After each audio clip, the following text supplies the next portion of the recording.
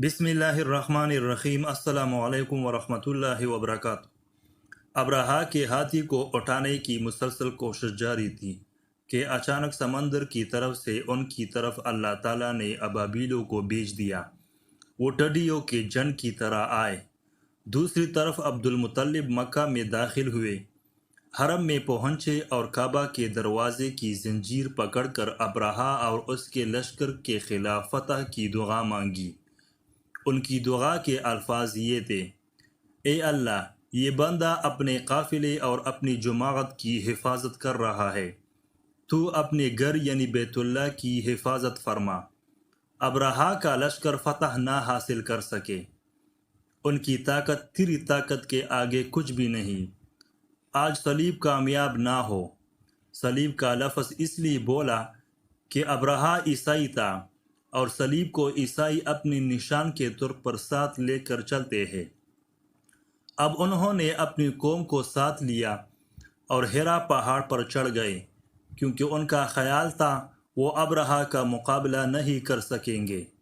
اور پھر اللہ تعالیٰ نے پرندوں کے جن بھیج دیے۔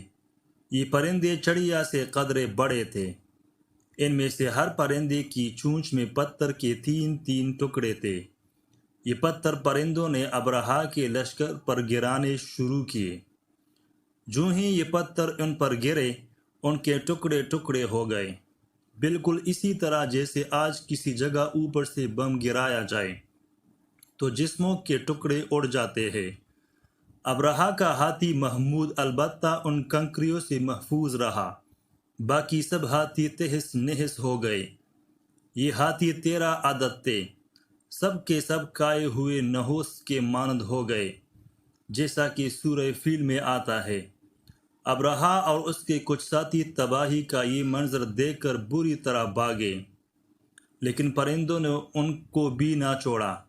ابرہا کے بارے میں طبقات میں لکھا ہے کہ اس کے جسم کا ایک ایک عضو الگ ہو کر گرتا چلا گیا، یعنی وہ بھاگ رہا تھا اور اس کے جسم کا ایک ایک حصہ الگ ہو کر گر رہا تھا۔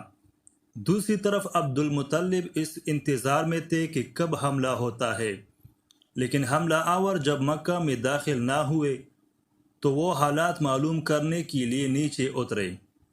مکہ سے باہر نکلے تب انہوں نے دیکھا سارا لشکر تباہ ہو چکا تھا۔ خوب مال غنیمت ان کے ہاتھ لگا، بے شمار سامان ہاتھ آیا، مال میں سونا چاندی بھی بے تحاشا تھا۔ لشکر میں سے کچھ لوگ ایسے بھی تھے جو واپس نہیں بھاگے تھے، یہ مکہ میں رہ گئے تھے۔ ان میں ابرہا کے ہاتھی کا محاوت بھی تھا، جو محمود کو آگے لانے میں ناکام رہا تھا۔ ہماری نبی حضرت محمد صلی اللہ علیہ وسلم اس واقعے کے چند دن بعد پیدا ہوئے۔ آپ جس مکان میں پیدا ہوئے وہ صفا پہاڑی کے قریب تھا۔ حضرت کعب احبار رضی اللہ تعالیٰ عنہ روایت کرتے ہیں کہ میں نے تورات میں پڑھا تھا کہ رسول اللہ صلی اللہ علیہ وسلم کی پیدائش مکہ میں ہوگی۔ یہ کعب پہلے یہودی تھے، اس لیے تورات پڑھا کرتے تھے۔ دنیا میں آتے ہی حضور اکرم صلی اللہ علیہ وسلم روئے۔ حضرت عبد الرحمن بن عوف رضی اللہ تعالیٰ عنہ کی والدہ کہتی ہے کہ جب حضرت آمنہ کے ہاں ولادت ہوئی تو میں وہاں موجود تھی۔ آپ صلی اللہ علیہ وسلم میرے ہاتھوں میں آئی۔ یہ غالباً دایا تھی، ان کا نام شفا تھا۔ فرماتی ہے جب آپ میرے ہاتھوں میں آئے تو روئے۔ آپ کے دادا عبد المطلب کو آپ کی ولادت کی اطلاع دی گئی۔ وہ اس وقت خانہ کعبہ کا طواف کر رہے تھے۔ اطلاع ملنے پر گھر آئے، بچے کو گود میں لیا۔ اس وقت آپ کی والدہ نے ان سے کہا، یہ بچہ عجیب ہے، سجدے کی حالت میں پیدا ہوا ہے، یعنی پیدا ہوتی ہی اس نے پہلے سجدہ کیا، پھر سجدے سے سر اٹھا کر انگلی آسمان کی طرف اٹھائی۔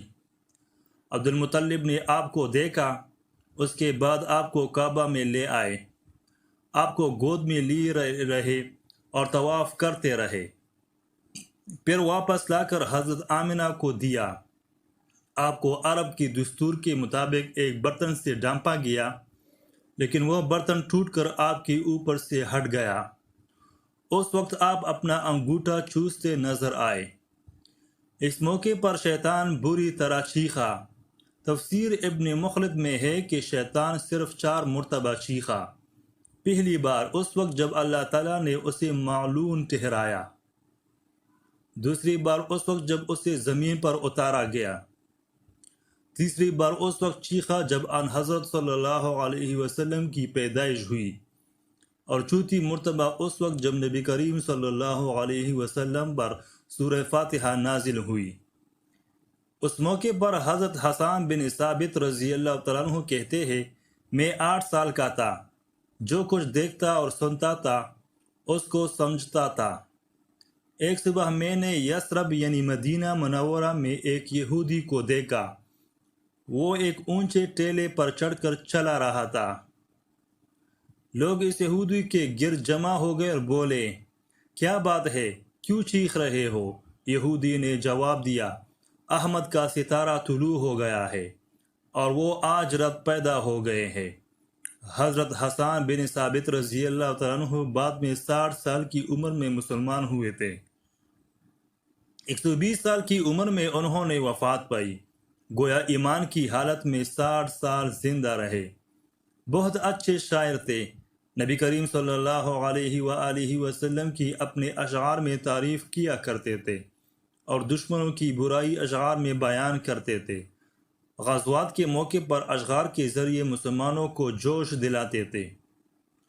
اسی بنیاد پر انہیں شاعر رسول کا خطاب ملا تھا۔ حضرت کعب احبار رضی اللہ تعالیٰ عنہ فرماتے ہیں کہ میں نے تورات میں پڑھا ہے کہ اللہ تعالیٰ نے حضرت موسیٰ علیہ السلام کو ان حضرت صلی اللہ علیہ وسلم کی ولادت کے وقت کی خبر دے دی تھی، اور حضرت موسیٰ علیہ السلام نے اپنی قوم بنی اسرائیل کو اس کی اطلاع دے دی تھی۔ اس سلسلے میں انہوں نے فرمایا تھا، تمہارے نزدیک جو مشہور چمکدار ستارہ ہے، جب وہ حرکت میں آئے گا تو وہی وقت رسول اللہ صلی اللہ علیہ وسلم کی پیدائش کا ہوگا۔ یہ خبر بنی اسرائیل کے علماء ایک دوسرے کو دیتے چلے آئے تھے، اور اس طرح بنی اسرائیل کو بھی ان حضرت صلی اللہ علیہ وسلم کی ولادت کا وقت یعنی اس کی علامت معلوم تھی۔ حضرت عائشہ رضی اللہ تعالیٰ عنہ سے روایت ہے کہ ایک یہودی عالم مکہ میں رہتا تھا۔ جب وہ رات آئی جس میں ان حضرت صلی اللہ علیہ وسلم پیدا ہوئے تو وہ قریش کی ایک مجلس میں بیٹھا تھا۔ اس نے کہا، کیا تمہارے ہاں آج کوئی بچہ پیدا ہوا ہے؟ لوگوں نے کہا، ہمیں تو معلوم نہیں۔ اس پر اس یہودی نے کہا، میں جو کچھ کہتا ہوں اسے اچھی طرح سن لو۔ آج اس امت کا آخری نبی پیدا ہو گیا ہے، اور قریش کے لوگوں وہ تم میں سے ہے، یعنی وہ قریشی ہے۔ اس کے کندھے کے پاس ایک علامت ہے، یعنی مہر نبوت۔ اس میں بہت زیادہ بال ہے، یعنی گنے بال ہے، اور یہ نبوت کا نشان ہے، نبوت کی دلیل ہے۔ اس بچی کے ایک علامت یہ ہے کہ وہ 2 رات تک دودھ نہیں پیے گا۔ ان باتوں کا ذکر اس کی نبوت کی علامات کے طور پر پرانی کتب میں موجود ہے۔ علامہ ابن حجر نے لکھا ہے کہ یہ بات درست ہے، آپ نے 2 دن تک دودھ نہیں پیا تھا۔ یہودی عالم نے جب یہ باتیں بتائی تو لوگ وہاں سے اٹھ گئے۔ انہیں یہودی کی باتیں سن کر بہت حیرت ہوئی تھی۔ اب وہ لوگ اپنے گھروں میں پہنچے تو ان میں سے ہر ایک نے اس کی باتیں اپنے گھر کے افراد کو بتائی۔ عورتوں کو چونکہ حضرت آمنہ کے ہاں بیٹا پیدا ہونے کی خبر ہو چکی تھی، اس لیے انہوں نے اپنے مردوں کو بتایا، ذرا چل کر مجھے وہ بچہ دکھائے۔ لوگ اسے ساتھ لیے حضرت آمنہ کے گھر کے باہر آئے، ان سے بچہ دکھانے کی درخواست کی۔ آپ نے بچے کو کپڑے سے نکال کر انہیں دے دیا۔ لوگوں نے آپ کے کندھے پر سے کپڑا ہٹایا۔ یہودی کی نظر جو ہی مہر نبوت پر پڑی، وہ فوراً بے ہوش ہو کر گر پڑا۔ اسے ہوش آیا تو لوگوں نے اس سے پوچھا، تمہیں کیا ہو گیا تھا؟ جواب میں اس نے کہا، میں اس غم سے بے ہوش ہوا تھا کہ میری قوم میں سے نبوت ختم ہو گئی، اور اے قریشیو، اللہ کی قسم یہ بچہ تم پر زبردست غلبہ حاصل کرے گا۔ اور اس کی شہرت مشرق سے مغرب تک پھیل جائے گی۔